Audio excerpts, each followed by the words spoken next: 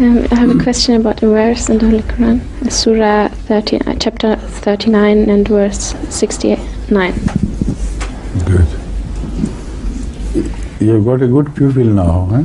MashaAllah. 69.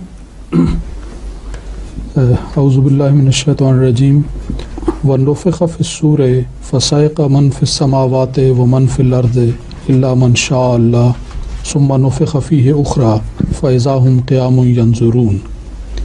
And the trumpet will be blown, and all who are in the heavens and all who are in the earth will fall down in a swoon, except those whom Allah will be pleased to spare.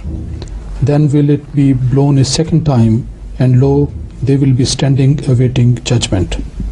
My question is, how can we understand the blowing of the trumpets, and what is the meaning of they will be standing await judgment?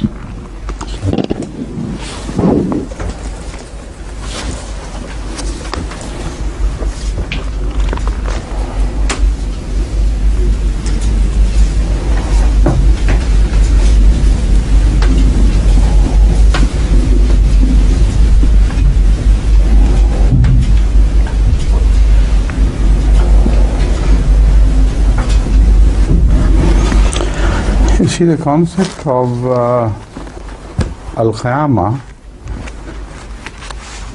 is presented in English in two words: doomsday and resurrection. But the word Qiyamah simultaneously contains both these meanings.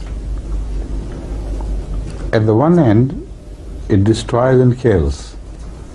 At the other, it revives and brings to life again. So this verse speaks of both these sides, both these connotations of the same word. In the first part it says, Man fis samawati wa man fil ard. فَصَيَقَ man fis samawati wa man fil ard. It is certainly this part of the verse speaks only of the first meaning, that is doomsday, not of resurrection. Because at resurrection nobody would die, and everybody will be in the heavens. So if you can't conceive of resurrection, partly up in the heaven and partly down on the earth. So this is the meaning of that blowing of the trumpet, which refers to that final hour when the human life will be wrapped up, and man will finish as an entity here on earth.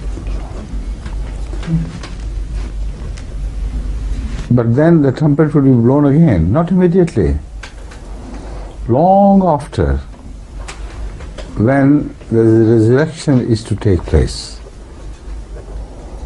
And during that blowing of the trumpet again, all who had gained their consciousness would soon once again. The exception is made as to accept those accept him whom Allah so desires or decides to exempt from this swooning.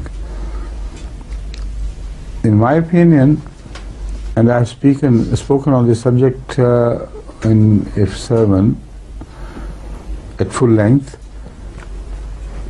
it is Hazrat Muhammad Mustafa sallallahu alaihi wasallam who is primarily referred to as the one who will not swoon the second time the trumpet is blown, because he would be nearest to the consciousness of God.